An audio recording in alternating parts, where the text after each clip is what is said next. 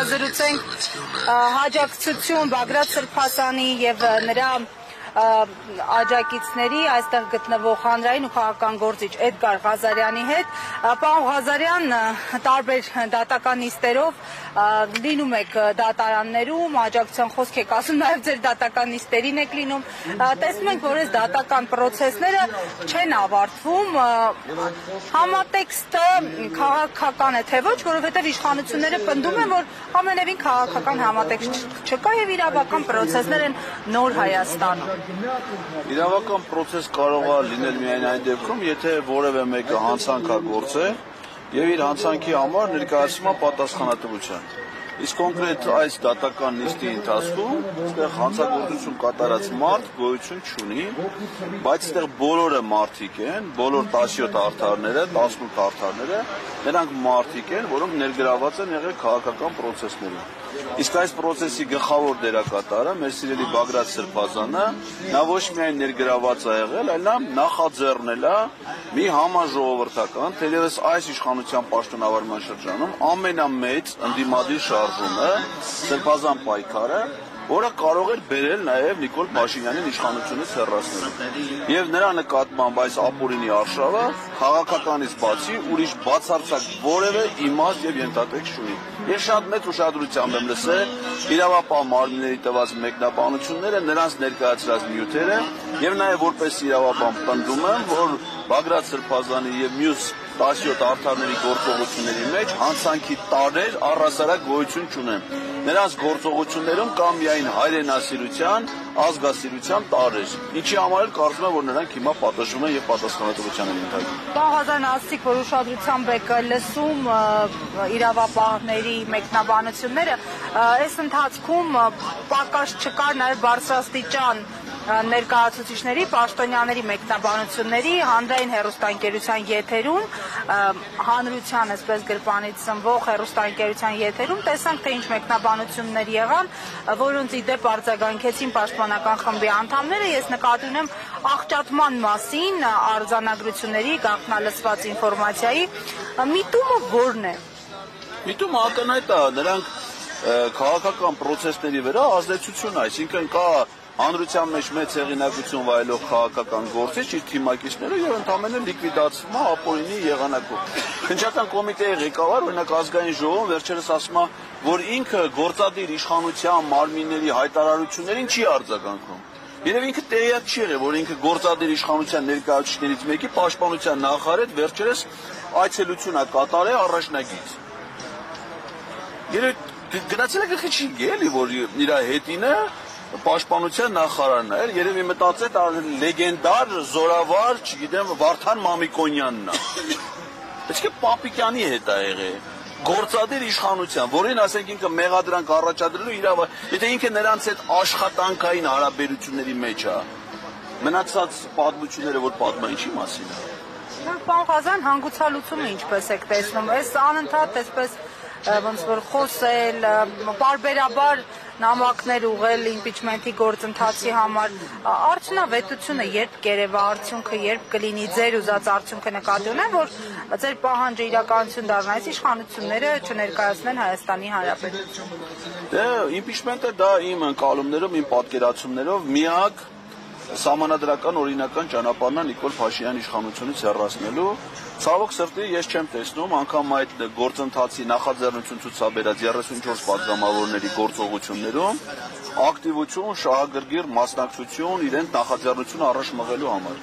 Ազգային ժողովում մեր անցած շաբաթը ավարտվել բյուջետային քննարկումները ազգային ազատագրական պայքարի։ Այդպես եղել է ազգային ազատագրական պայքարի։ Այդպես եղել է Սասունու ինքնապաշտպանությունը, ձև եղել է Զեյթունի։ Հիմա պարտադիր չի դա լինի զենքով, զրահով եւ այլն։ Պետք է մարդիկ դուրս գան իրենց սեփական իրավունքների պաշտպանության պայքարին, որպես ազգային ազատագրական պայքար։ Հիմա Արցախում, երբ որ 88 թվին մեր ժողովուրդը ճնշում էր ադրբեջանական իշխան, ինչ արին մարդ, դուրս եկան Ղարաբաղյան պայքարի, որպեսզի իրենց իրավունքները ժամանակ 88-ի Ղարաբաղյան շարժումը զինված շարժում չի եղել։ Մարդիկ դուրս են եկել փողոց իրենց իրավունքները պաշտպանելու։ Հիմա նույն ձևի մարդիկ պետք է իրենց իրավունքները պաշտպանեն, չպաշտպանեն թուրքերը մեզ կոտորեն, կոչնչացնեն, ոնց որ միշտ արել են եւ հիմա էլ անում են։ Ավելի լավ թուրք, քան որ այս գործը հիմա կաներ թուրքերի համար, քան Նիկոլ Փաշինյանն է, ոչ միայն ես չեմ պատկերացնում, այլև Իլհամ Ալիևը չի պատկերացնում, որ պատկերացնել ուրիշին կնշանակի էր։ Նախաձեռնեցին, այսպես ասած, նախաձեռնելու համար, պարոն Ղազարյան, քանի որ նշում եք, որ ակտիվ գործողություններ չունես 34 պատգամավորների։ Դե նախաձեռնությունը ինչի համար է, որպեսզի դա իրականություն դառնա, չէ՞, որպեսզի իրականություն դառնա, պիտի ջանք գործադրեն։ Ես առայժմ չեմ տեսնում այդ ջանքը, որ որևէ մեկը շահագրգիռ կերպով իր նախաձեռնությունը փորձի առաջ մղել։ Այո, ստորագրել են, չեն կարող ասել, որ իրանք նախաձեռնությունը չեն միացել, որովհետև միացել են։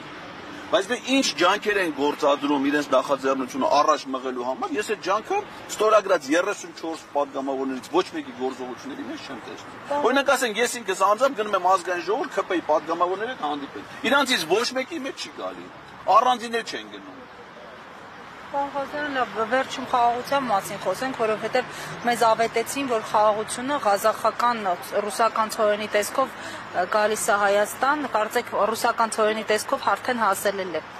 Զգացել եք։ Դա կուտ է, ասենք հավերին, որ կերակրում են, չէ՞, կուտ ու տալու արտահայտությունը ինչու՞մ է, որ ինչ-որ հենց հացահատի, գարի ցանում ես, հավերը հավաքվում են, ինչի համար, որ հեշտ բռնես, մորթես։ Այդ կուտը դրա մասին է ընդամենը, որովհետև ինչքան ես գիտեմ, մենք մինչև հիմա էլ ենք հաց կերել, ու այդ հացահատիկը եկել է Արցախից, շատ քիչ մասը արտադրվել է Հայաստանում, մյուս մասը Ռուսաստանից։ Այսինքն Գևորգ Պապոյանը չի հացի գյուտի հայտնագործության հեղինակը։ Ինքնարժեք հավելից հազար։ Բայց չի ասում, որ ասում է ես տենց հաշվարկ չունեմ, ոչ, այսինքն եթե մի ժամանակ ցորենը գալիս է Ռուսաստանից, Վրաստանի տարածքով Հայաստան, հիմա ինչ որ Ադրբեջանն էլ ավելացել այդ մարշրուտի մեջ, թե ինչի չգիտեմ։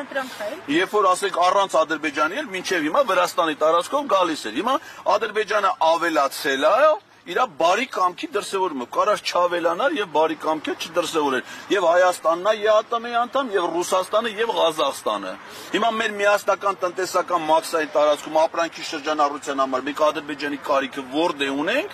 չգիտեմ, Գևորգ Պապոյանը եւ Նիկոլ Փաշինյանը ինչով են դա բացատրում։ Դա